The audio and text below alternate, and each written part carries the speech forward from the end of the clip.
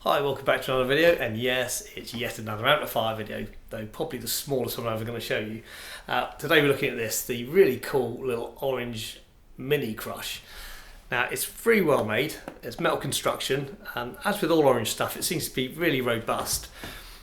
This is a great little practice amp. It's something really aimed, I think, for the bedroom use, or if you go on holiday or you work away and you just want to take something away to practice with. And yeah, it's really cool for that. So a couple of little things about it. 3-inch speaker, 3-watt power, runs on a little battery, so 9-volt battery compartment there. It'll also run on a plug-in 9-volt power supply, which is quite handy, because I found if the battery gets low, it will start to distort, but 20 hours is pretty reasonable out of a small battery like that. So I'm just going to show you the controls on here. Now, first of all, we've got this little guitar input jack, pretty standard. That is also the off-on switch. I'll just plug it in and show you. That powers the unit now. You can see the light on there. First control is the gain control, and this really does actually distort well. You wind this up, you actually get some pretty good sounds out of it. Here we have tone, but it's a bit more than tone. It's more of a scoop.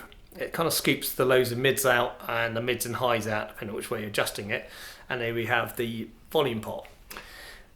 Down here we also have a guitar tuner, which is really useful for a little practice portable thing like this. So and it's pretty fast. It works quite well. And obviously the as expected, little headphone jack socket there.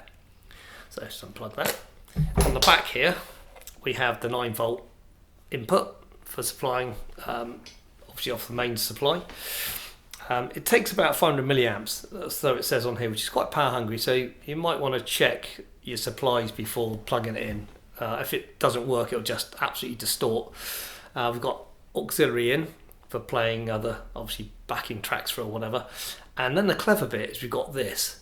It's got a little output jack which will plug this into a 4x12 cab if you've got one and drive it. I've seen a video of it, it's pretty awesome. It'll also work well with the little 8-inch cab that Orange make, which I've got, so we'll try that later as well. So what we'll do is we'll plug a few guitars into it and we'll mic up the short SM57 mic, see what it sounds like, have a little play around. Then we'll plug it into the bigger cab, see how we can improve that, and then I don't know, just throw some pedals at it and see how it sounds. Okay, let's get on with it.